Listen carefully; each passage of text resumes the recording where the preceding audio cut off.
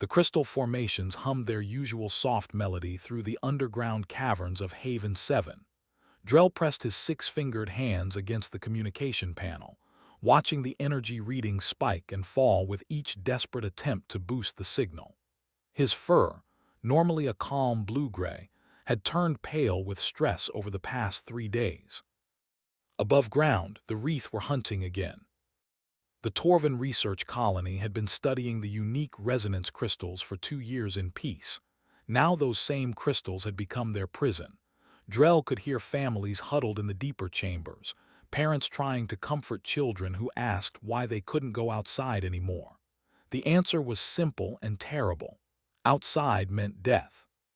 Through the security monitors, Drell watched a Wreath hunting party drag 3 more bodies past the bunker entrance.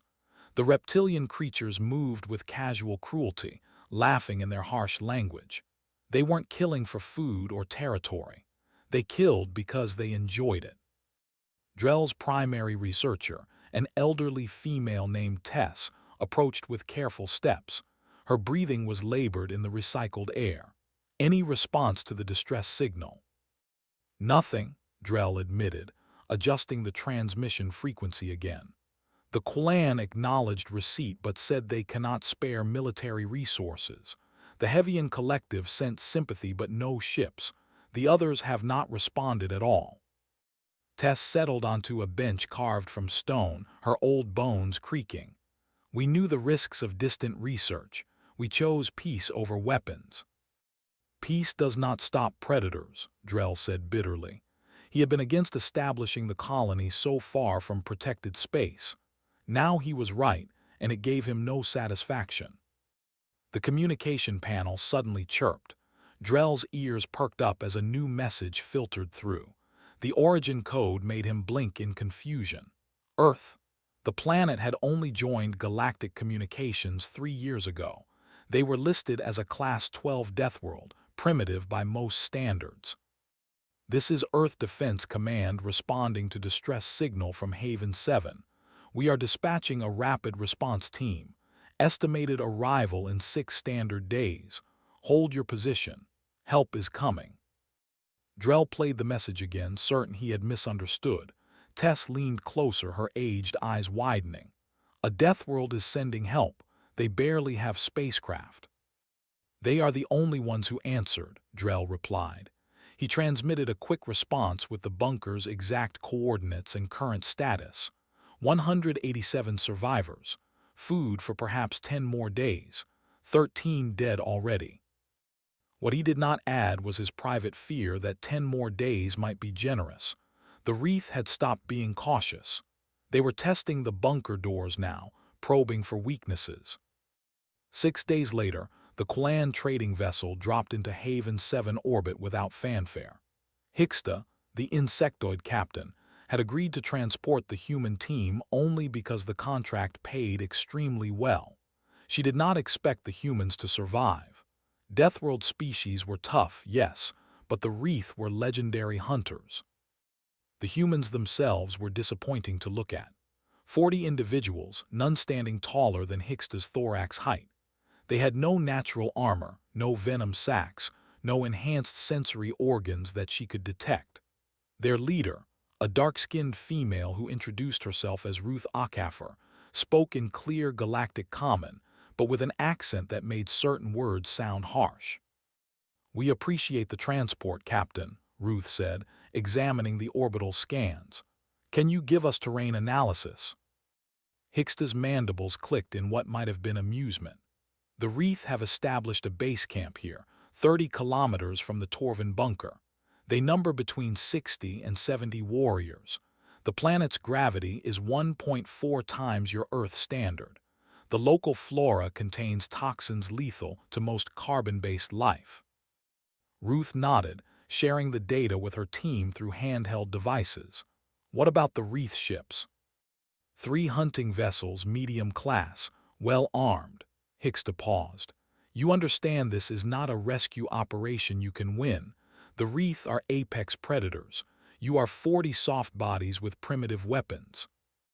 One of the humans, a lean male with dark hair named Ben, smiled at that. We brought enough. Hicksta did not understand the reference. She watched as the humans prepared their drop pods, loading equipment that seemed crude compared to standard galactic technology. Chemical propellant weapons, explosive charges, simple communications gear. One human female with Asian features was sharpening a knife, an actual blade of metal.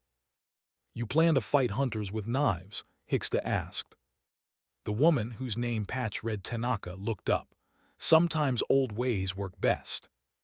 Ruth gathered her team in the cargo bay for final briefing.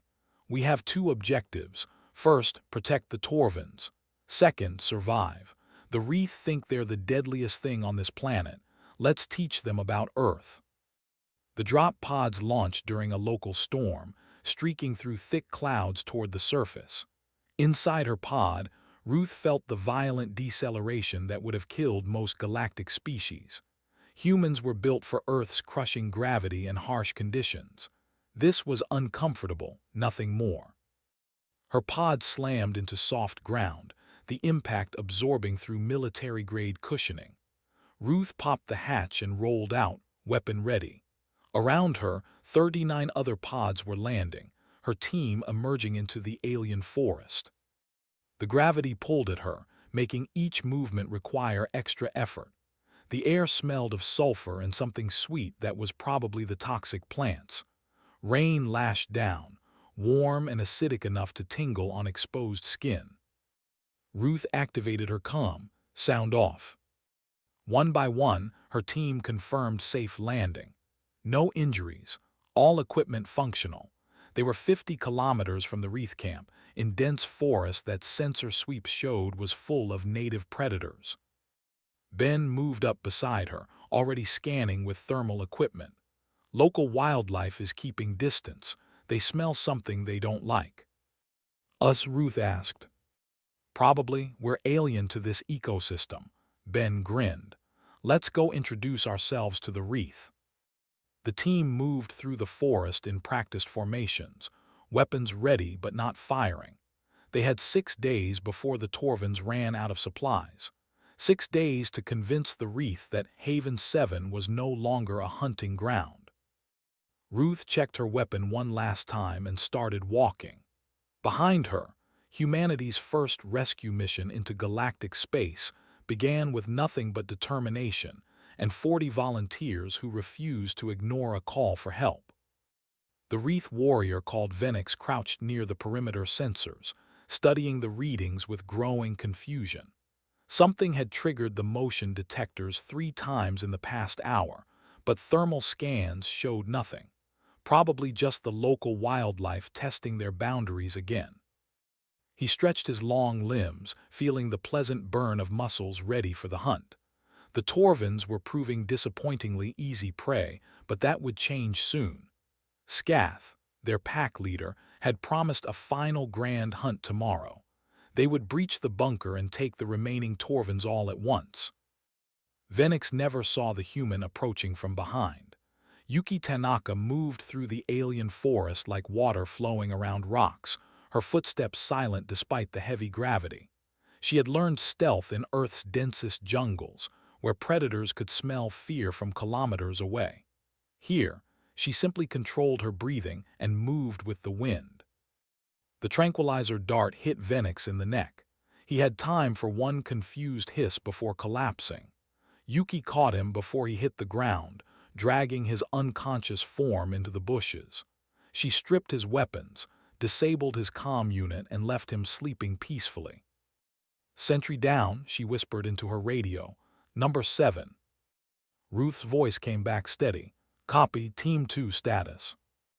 "In position," Omar Hassan replied from his spot overlooking the Wreath camp. "Counting 63 hostiles. They are rotating guards every 4 hours." Ruth studied the tactical display on her portable screen. Her team had spent 18 hours mapping every detail of the Wreath operation. Guard rotations, weapon placements, communication frequencies, even their meal schedules. The Wreath were confident, perhaps too confident. They treated this like a vacation, not a military operation. That would be their mistake. "Ben, how are our guests?" Ruth asked. Ben was crouched near the Torvin bunker entrance with two other humans, working to disable the wreath detection grid without triggering alarms. Almost through. These sensors are good quality but not sophisticated. Give me 10 more minutes. Ruth gave the order. All teams hold position. We make contact with the Torvins first. The 10 minutes stretched like hours. Ruth watched the wreath camp through her scope, noting how they laughed and joked while cleaning their weapons. They had no idea humans were watching. No idea that 40 Deathworlders had infiltrated their perimeter. Ben's voice finally crackled through. Grid disabled. We are clear. Ruth moved quickly, taking 5 humans with her toward the bunker entrance. The massive metal door was scarred with claw marks where Wreath had tested its strength. Ruth knocked in the pattern from the distress signal, 3 short, 2 long, 3 short. Silence, then sounds of movement inside. The door cracked open slightly. Large eyes peered out, belonging to a Torvin whose fur had gone almost white with stress. Who are you? Commander Ruth Akafer, Earth Defense. We received your distress call. The door opened wider. The Torvin, who introduced himself as Drell, stared at the humans with obvious confusion. You are the help. You are so small, and only 6 of you. 40 total, Ruth corrected. The rest are dealing with your wreath problem. Drell ushered them inside quickly. The bunker was crowded with frightened Torvins, families huddled together in the dim emergency lighting. The air smelled stale, and Ruth could see supplies running low on the storage shelves. An elderly female approached, moving with the careful dignity of someone in pain. I am Tess, lead researcher. Forgive Drell's surprise. We expected a battle fleet, not infantry. Ruth smiled, keeping her voice gentle. We are all Earth could send on short notice, but we are enough. Against the wreath, Tess's doubt was clear. They are born hunters, killing is their nature. So is helping ours, Ben said, already examining a wounded Torvin child. How many injured? 16 with various wounds, 3 critical. Tess watched as Ben unpacked medical supplies. Your technology looks primitive. It works, Ben replied, administering pain medication to the child. We humans are good at making do. Ruth gathered Drell and Tess, spreading out a map of the surface. Tell me everything about the wreath. Their patterns, their weaknesses, anything you have observed. Drell pointed to markings on the map. They hunt in packs of 8 to 12. They prefer ambush tactics. Their energy weapons have limited range but are lethal. They rely heavily on thermal vision for night hunting. Good, Ruth said, making notes. What about their leadership structure? One alpha called Scath commands all operations. He is larger than the others, more aggressive. Tess leaned closer. You plan to fight them directly? No, Ruth said. We plan to make them leave. Yuki's voice interrupted on the radio. Commander, we have a problem. Wreath hunting party heading toward the bunker. 12 contacts moving fast. Ruth checked the time. Dawn was 2 hours away. Team 1 intercept and redirect. Non-lethal if possible. Team 2 prepare ambush site Delta. Drell's ears flattened with fear. They are coming here. They were, Ruth corrected. Now they are walking into a surprise. The wreath hunting party moved through the forest with practiced efficiency, following what they thought was a fresh Torvin scent trail. They had spread out in formation, weapons ready for the sport of the hunt. The first explosion was small, just enough to startle them. The second came from behind, cutting off their retreat. Smoke filled the clearing, thick and choking. The wreath tried to switch to thermal vision but found it useless. The humans had deployed heat flares everywhere. From the smoke, figures emerged. The wreath raised weapons but were struck by projectiles that crackled with electricity. Stun rounds, designed to incapacitate without killing. Within 60 seconds, all 12 wreath were on the ground, unconscious or too disoriented to fight. Omar and his team moved through quickly, securing weapons and equipment. They left the wreath alive but humiliated, their armor stripped, their weapons destroyed. On a nearby tree, Omar carved a message in Galactic Common using a knife heated with a torch. "Leave Haven 7. This is your only warning." When the Wreath woke hours later and stumbled back to camp, Scath listened to their report with growing rage. Something was hunting his hunters, something that moved like ghosts and struck without mercy. He did not yet understand what he faced. He would learn soon enough that Earth had sent something the Wreath had never encountered before. Humans who protected strangers like family and fought with the desperation of those who had nothing left to lose. Scath threw the damaged weapon across the command tent, watching it clatter against the polymer walls. 3 more hunting parties had returned in the night, all telling the same impossible story. Ambushes, traps, sentries vanishing without a trace. His warriors were being humiliated by an enemy they could not even see. "It must be the Torvins," one of his subordinates suggested nervously. "Perhaps they had hidden security forces." Scath's tail lashed in disagreement. "Torvins are researchers, not warriors. This is something else." He accessed the communication logs, searching for any recent ships entering the system. There, 6 days ago, a Qulan trading vessel had arrived and departed quickly. The manifest listed cargo delivery, nothing more. But Scath knew merchants never came to Haven 7. There was nothing here worth trading for. "Send a message to our ships in orbit," Scath commanded. "I want full sensor sweeps of the forest. Someone is out there and I will find them." High above, the Wreath warships began their scans, powerful sensors sweeping through the dense vegetation.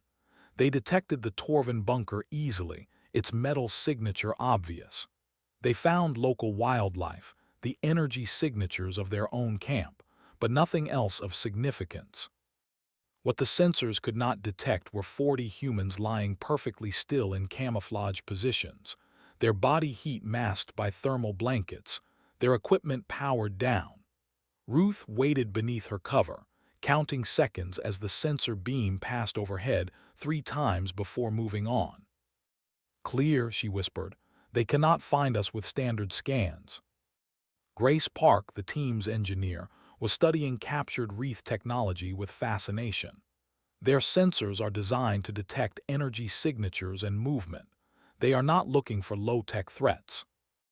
"Because they have never faced low-tech threats before," Ruth observed. "Everything in galactic space uses energy weapons, shields, powered armor. We are invisible because we are primitive." Omar checked his ammunition, old-fashioned chemical bullets that no sensor would flag as dangerous. Sometimes primitive wins.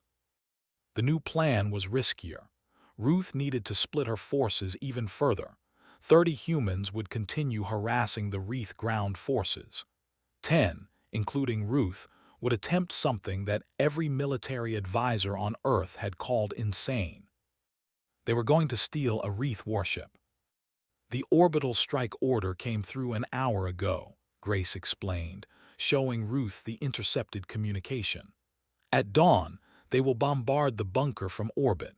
Nothing we do on the ground matters if that happens." Ruth studied the ship schematics Grace had pulled from captured Wreath computers. "Can you fly one?" "In theory. The controls are designed for Wreath physiology, but the principles are similar to Earth spacecraft." Grace paused. "The real problem is getting aboard." Ben pointed to the Wreath camp's supply shuttle. "They have been using it to transport trophies and supplies between surface and ships. If we can take it during the chaos of the ground assault, we might reach orbit before they realize." "That is a lot of ifs," Ruth said quietly. "It is all we have," Ben replied. Ruth made the call that would haunt her for years to come. She gathered her team and explained the situation with brutal honesty. 30 people would stay on the ground as a distraction. Most would probably die. 10 would attempt the shuttle theft, which was equally suicidal. Yuki volunteered to lead the ground team without hesitation. "We trained for this. We knew the risks." "You are supposed to argue with me," Ruth said, her voice tight. Yuki smiled. You are supposed to let me argue. Since we are both bad at our jobs, let's just win instead. The final assault began 3 hours before dawn. Yuki's 30 humans spread through the forest in predetermined positions, each carrying enough ammunition and explosives for a sustained fight. They had advantages the Wreath could not counter: night vision that did not rely on thermal signatures, intimate knowledge of terrain they had spent 2 days mapping, and the desperate courage of those who knew they were buying time with their lives. The first shots rang out across the forest, sharp cracks of chemical weapons that sounded primitive and deadly. Wreath warriors scrambled for cover as bullets tore through their positions with unexpected accuracy. These were not energy weapons that could be detected and dodged. These were projectiles moving faster than sound. Scath rallied his forces, sending them in coordinated sweeps through the forest. 65 Wreath warriors against 30 humans. The numbers should have meant easy victory. They did not. The humans fought like nothing the Wreath had encountered. They used terrain ruthlessly, turning every tree and rock into cover. They employed tactics that seemed insane, leading Wreath into areas saturated with explosive traps, using captured weapons against their former owners, even hand-to-hand combat when cornered. David Lee, a young human barely into his 20s, found himself facing 3 Wreath in close quarters. He dropped his empty rifle and pulled out a combat knife, the kind used by Earth soldiers for centuries. The Wreath laughed, raising their energy weapons. David moved faster. He had trained in martial arts since childhood, learned to fight in Earth's heavy gravity against opponents trying to kill him. The first Wreath went down with a shattered knee. The second took a knife to its weapon arm. The third David tackled bodily, using momentum and mass to knock it into a tree. "Earth sends its regards," David said, leaving all 3 Wreath alive but disarmed. While the forest burned with combat, Ruth's team reached the Wreath camp during the chaos. Only 5 guards remained, and they were distracted by sounds of battle. Ben created a diversion using recordings of Torvin distress calls, drawing the guards away. Ruth and Grace sprinted for the shuttle, 9 other humans covering their approach. The shuttle's boarding ramp was down, its systems on standby for quick deployment. Grace slid into the pilot's position, her human hands awkward on controls meant for Wreath claws. "I hope you actually know how to fly this," Ruth said, strapping in. "Me too," Grace admitted, initiating the launch sequence. The shuttle's engines roared to life. Alarms blared across the Wreath camp as their supply vessel lifted off without authorization. Energy weapons fired at the ascending craft, scoring hits along the hull. Grace pushed the engines harder than safety protocols allowed, accelerating at speeds that would have crushed a Wreath pilot under the G-forces. The humans merely gritted their teeth and endured. They climbed toward orbit, toward 3 warships that did not yet realize their fate had just changed. Behind them, the battle raged in the forest, and Ruth could only pray that Yuki's sacrifice would not be in vain. The Wreath warship Crimson Fang hung in orbit like a predator waiting to strike. Its crew of 30 monitored the ground battle with detached interest, placing bets on which human would survive longest. They had heard stories of Deathworld species before, but watching these primitives fight with chemical weapons was entertaining in its absurdity. The ship's sensors officer noticed the shuttle launch first. Commander Shen, unauthorized departure from surface base. Shen, a scarred female Wreath who had led 100 hunts, activated the view screen. The supply shuttle was accelerating at dangerous speeds, its trajectory aimed directly at Crimson Fang. "Hail them." No response. "Shuttle is transmitting our security codes, but the voice authentication is wrong." Shen understood instantly. "Battle stations. The humans have taken our shuttle." The weapons officer powered up the ship's defensive systems. "Shall I destroy it?" "No," Shen said thoughtfully. "Let them come. I want to see what Deathworlders do when faced with real warriors, not ground troops." The shuttle slammed into Crimson Fang's docking bay without any attempt at a gentle landing. The impact damaged both vessels, sending alarms screaming through the ship's corridors. Shen watched on internal monitors as 10 humans stumbled from the wreckage, bleeding and dazed, but still armed. "Seal the docking bay," Shen ordered. "Send security teams. Take them alive if possible. I want to understand what makes them so foolish."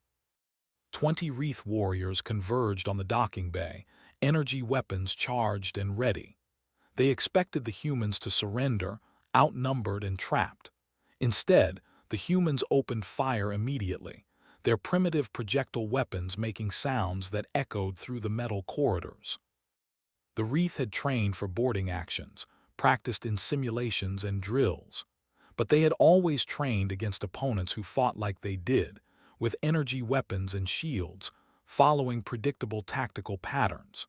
The humans fought like cornered animals, using the wreckage as cover, throwing physical grenades that exploded with shrapnel instead of energy pulses. One human, a female with short dark hair, rolled beneath Wreath weapons' fire and came up shooting. Her bullets punched through armor that was designed to disperse energy weapons, not stop solid projectiles. 2 Wreath went down, wounded but not dead. Ben dragged an injured teammate behind cover, applying field bandages while firing with his other hand. "We need to reach the bridge." "Working on it," Grace shouted back, her fingers flying over a portable computer she had jacked into the ship systems. The Wreath network was sophisticated, but followed standard galactic protocols. Protocols that Grace had studied during the 6-day journey here. She found what she needed and smiled. "Got it. Venting atmosphere from Section 7, forcing them to fall back." Air rushed out of the corridor leading to the docking bay, creating a wind tunnel that knocked several Wreath off balance. The humans had sealed their helmets before the crash, anticipating exactly this situation. Grace sealed the breach remotely, trapping half the Wreath security force on the wrong side of emergency bulkheads. Ruth and 3 others pushed forward, fighting room by room toward the bridge. The ship's layout was different from Earth vessels, designed for quadrupedal Wreath rather than bipedal humans, but the basic logic remained the same. Command centers were protected, centrally located, with multiple access points. On the bridge, Shen watched the humans advance with growing respect. She had expected them to die quickly. Instead, they were systematically taking her ship using tactics that seemed primitive but were devastatingly effective. They used blind corners, created choke points, and showed no hesitation in close combat. "Commander, they have reached Junction 12, her tactical officer reported. 3 more corridors to the bridge." Shen made a decision that would define her career. Recall all security teams, seal them in Junction 12 and flood it with knockout gas. That will disable our own warriors in the area. "I know," Shen said. "Do it anyway. I want those humans alive." The gas flooded Junction 12, a neural suppressant designed to incapacitate without killing. Ruth saw the vents opening and knew immediately what was happening. "Helmets, seal now." But Ben had removed his helmet to treat his wounded shoulder. He took one breath of the gas and collapsed. 2 other humans went down before they could seal their suits. Ruth grabbed Ben, dragging him while firing behind her with one hand. She made it to an emergency airlock, sealed the door and purged the gas. Of her team of 10, only 4 remained conscious. The wounded and unconscious were breathing but unresponsive. Grace's voice came through the comm, strained with pain. "Ruth, I am in the computer core. Got separated from the others. I can access the weapon systems from here." "The orbital strike," Ruth said. "Can you stop it?" "No, the command is locked and automated. Goes off at dawn regardless." Grace paused and Ruth heard weapons fire in the background. "But I can redirect it." Ruth's blood went cold. "Redirect it where?" "Only surface targets are accessible. I can hit the Wreath camp instead of the bunker, but Yuki's team is still fighting in that forest. They are too close." The choice hit Ruth like a physical blow. Save the Torvins by sacrificing her own people, or let the orbital strike destroy innocent civilians to protect her soldiers. There was no time to warn Yuki, no way to evacuate, no third option that saved everyone. "Redirect it," Ruth said, her voice barely a whisper. "Target the Wreath camp." "Ruth, are you certain?" "Do it now. That is an order." In the computer core, Grace's hands shook as she entered the new coordinates. She could see Yuki's last transmitted position on the tactical display. Too close. They would be caught in the shockwave at minimum, possibly in the blast radius itself. "Coordinates locked," Grace said. "Strike in 7 minutes." On the bridge, Shen received the alert that weapons were being accessed from an external terminal. She pulled up the targeting data and saw the new coordinates. The humans were redirecting the strike to hit their own people's position. "What species does this?" her tactical officer asked in disbelief. Shen did not answer, but for the first time in her life, she felt something like fear. Not of death, but of an opponent who valued strangers over their own warriors. An opponent who made impossible choices without hesitation. Down on Haven 7, Yuki's team was still fighting when David noticed the energy reading building in orbit. He had served in Earth's military for 5 years, had studied orbital bombardment protocols during training. He knew what those readings meant. "Scatter," he screamed. "Orbital strike incoming." The team broke formation immediately, running for any cover they could find. Yuki dove into a ravine, David beside her. Above them, the sky began to glow as energy built for release. "That is not targeting the bunker," David said, checking his scanner. "That is targeting us." Yuki understood in that moment what Ruth had done. The choice no commander ever wanted to make, the sacrifice that tactical manuals called acceptable losses.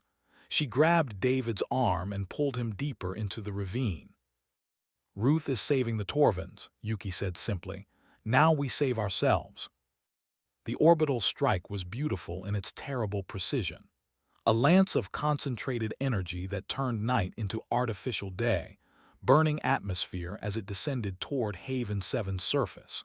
It struck the Wreath base camp with the force of a small nuclear weapon, vaporizing everything within a kilometer radius.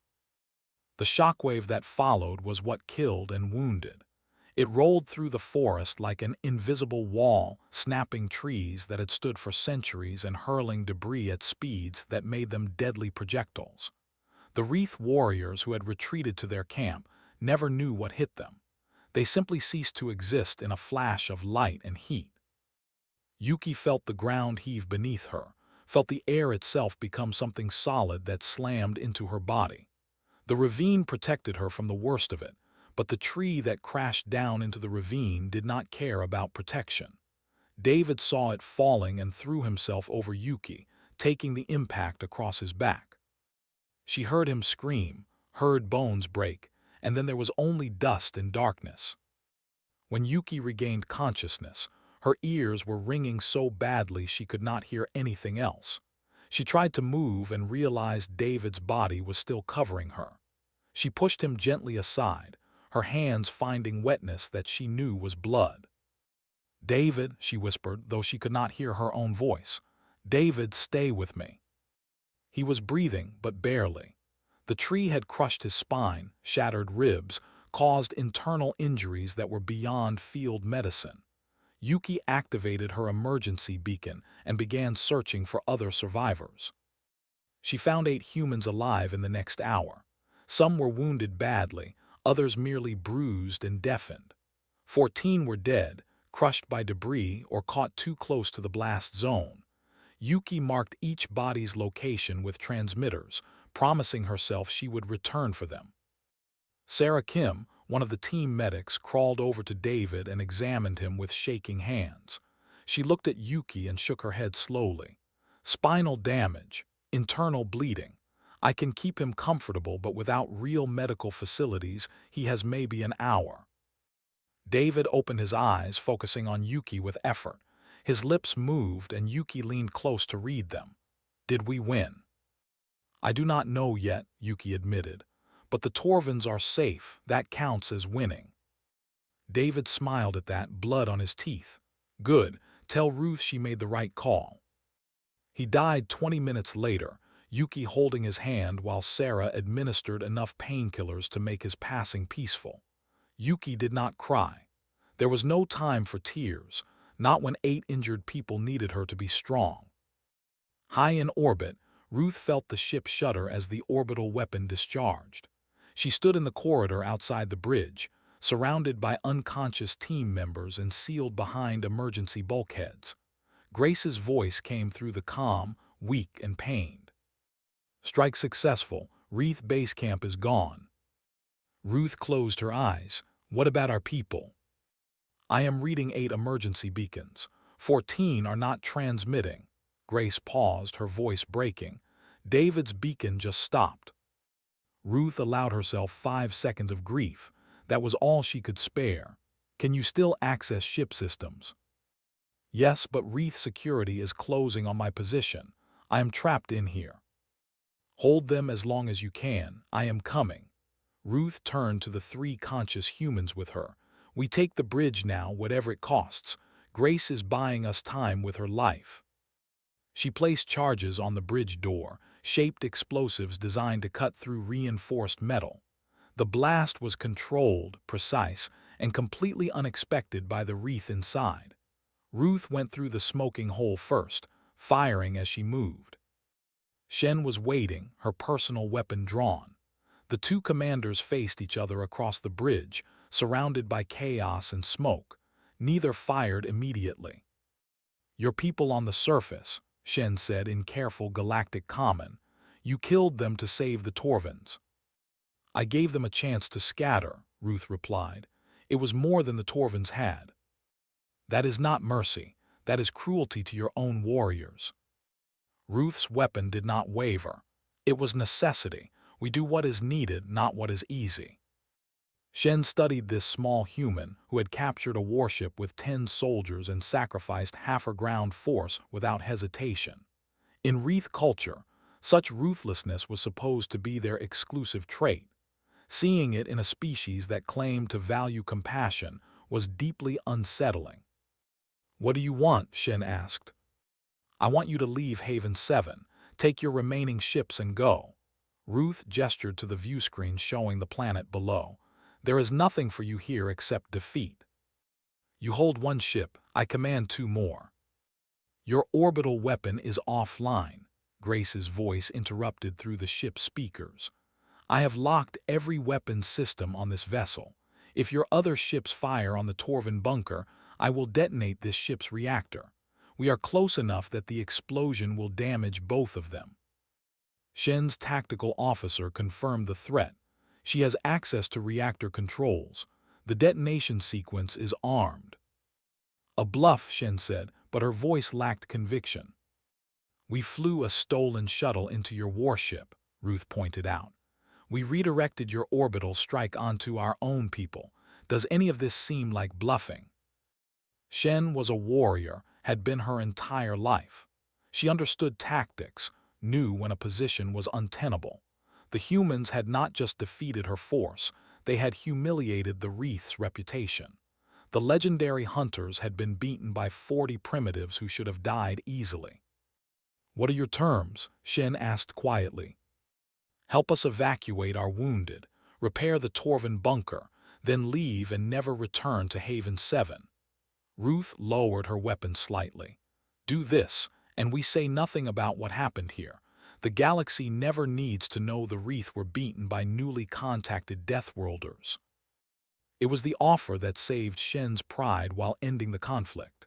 She could return home with her remaining warriors, claim the hunt was interrupted by unforeseen complications, and preserve the Reeth's fearsome reputation.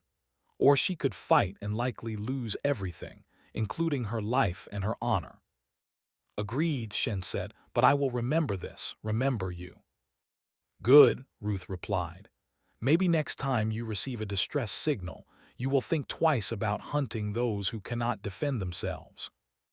The Wreath ships descended to Haven 7's surface under human supervision.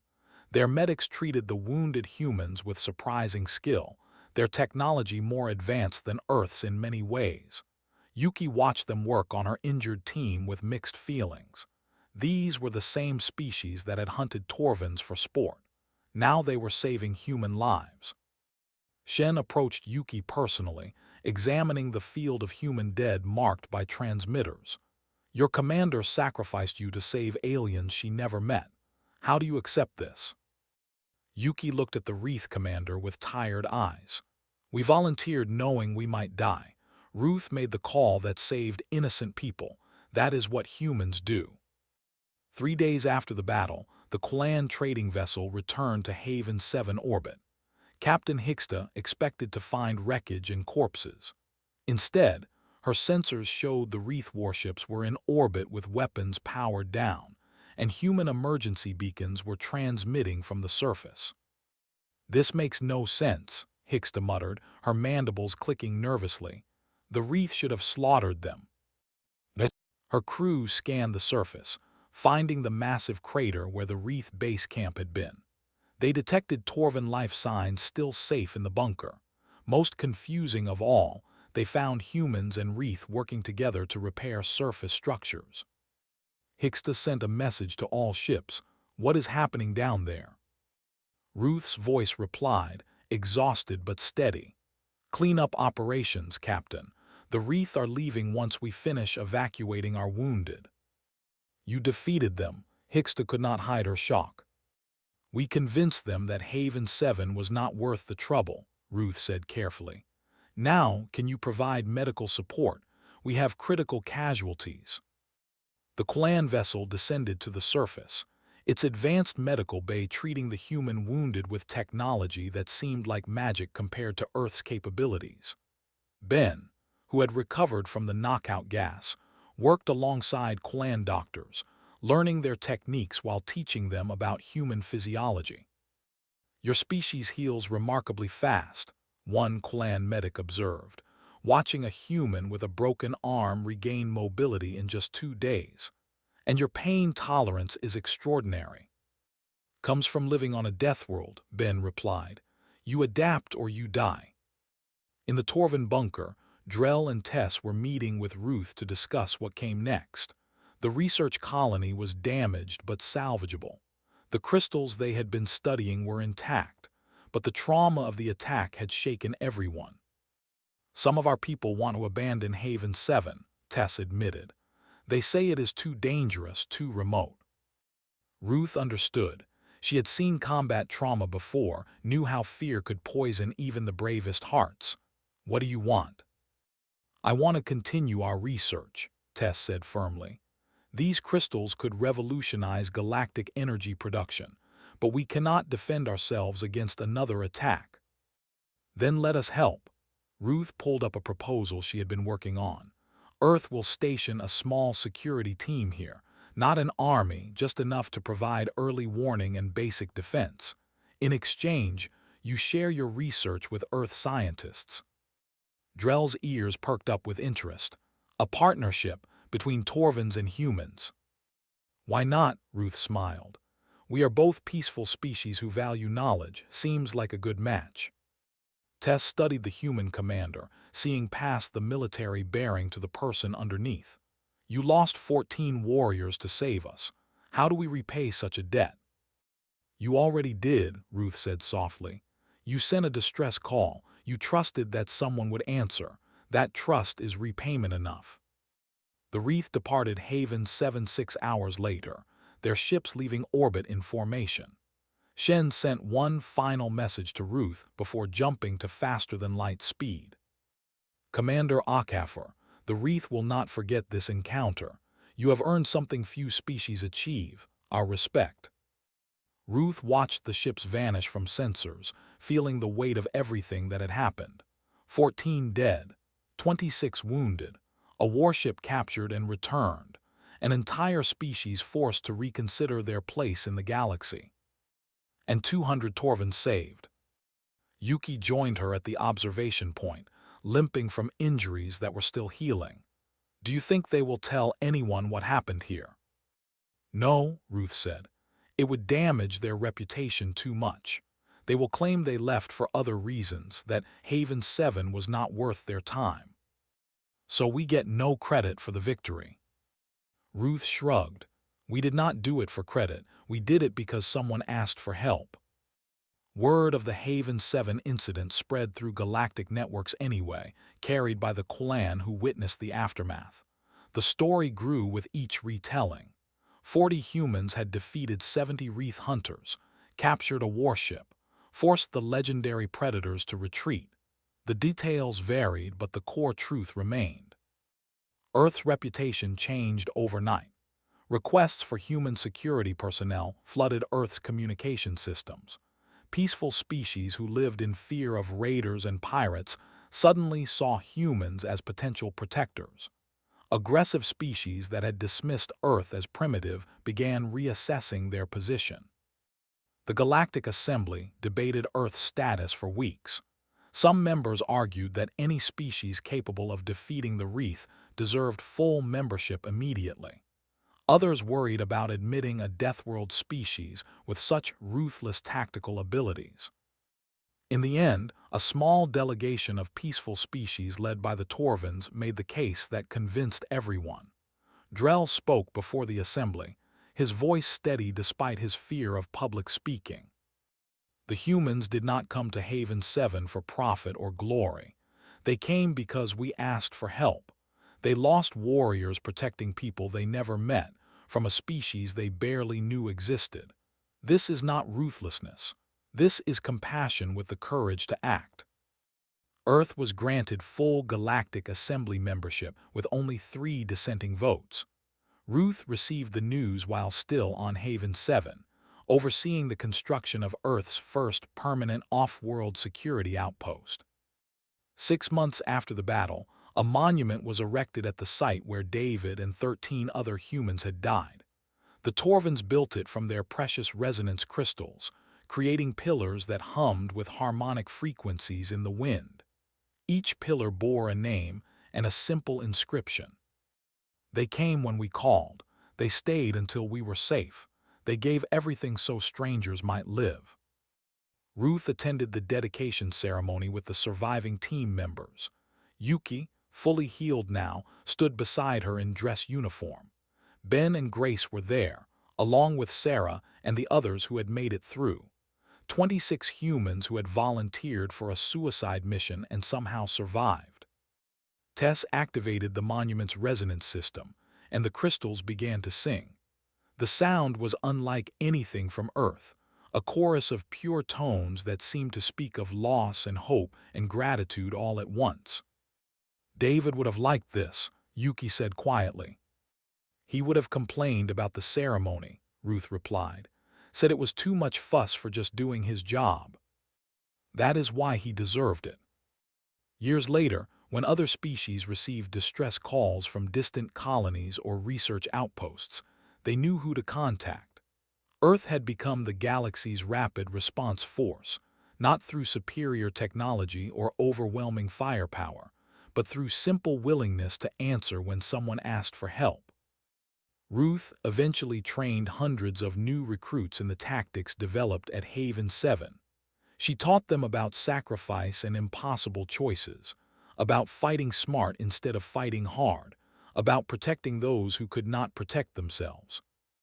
But the most important lesson came at the end of every training session, when she would show recordings from Haven 7. Not the battles or the tactics, but the moment when the Torvins emerged from their bunker to find humans standing guard. This is why we do it, Ruth would tell each new class. Not for glory, not for recognition. We do it because someone somewhere will always need help and we have the ability to provide it. That makes it our responsibility. A young recruit once asked, "What if we are too late? What if we cannot save them?" Ruth thought of David dying in Yuki's arms, of the 14 names on the monument, of the impossible choice she made that cost her own people their lives. "Then we tried," she said simply. "We answered the call. Sometimes that has to be enough." The galaxy learned that Earth sent something more than Deathworlders when distress signals went out.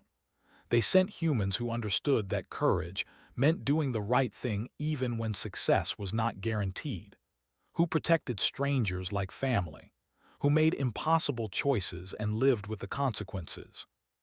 The SOS had been clear: help us. Earth's answer was even clearer: we are coming no matter the cost.